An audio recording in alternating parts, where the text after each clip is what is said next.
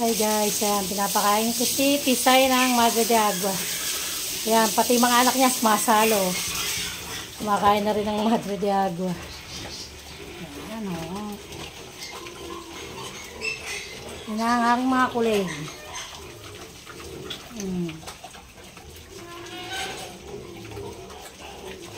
Sarap din ang kain nila sa Madre de Agua o. Napakain ko na rin sila ng early wings.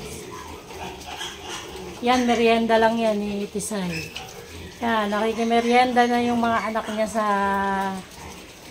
Mami Pig.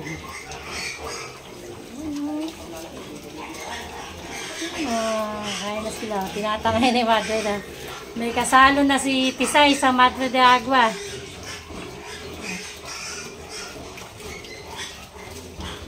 Bali 5 lalaki to, 4 na babae. Dapat 10 yan eh. May namatay kasi isa.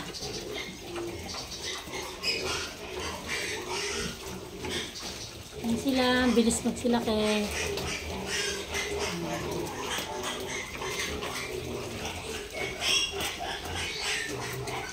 Sarap ng kain. Kaya maglilinis ako ngayon dito. Kasi inisin natin tong kulungan. At ihi kasi ni Tisay eh, lagi dito. Sarap ng kain ni Tisay oh.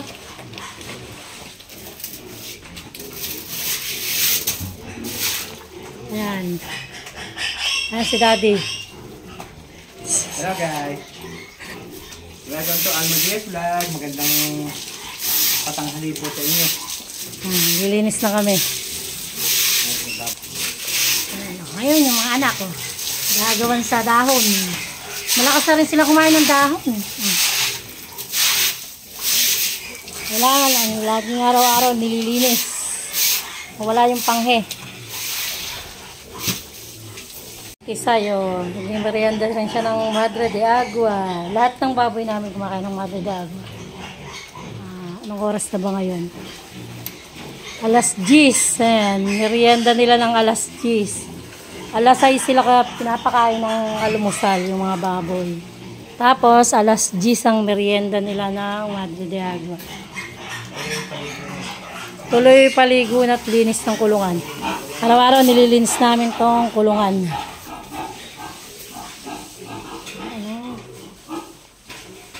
Titisa ko na yan, lalagyan ng mga ginikan. Pagka umulang kasi giniginaw itong mga to. Ayan, pamatay ito sa lamok at langaw.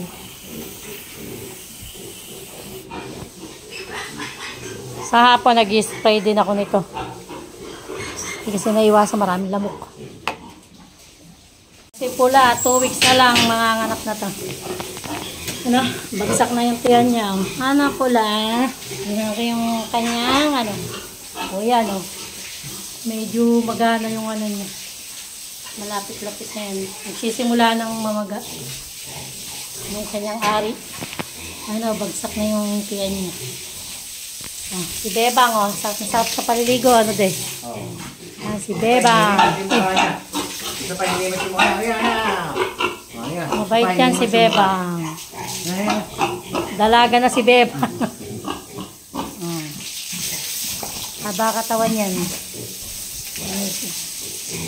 November, December, pwede na yung pagbuntisin.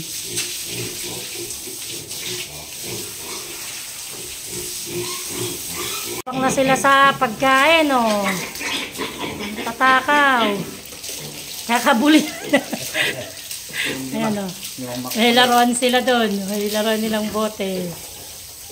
Ano kasi naghaharutan eh, oh. Yan ang sarap ng kain.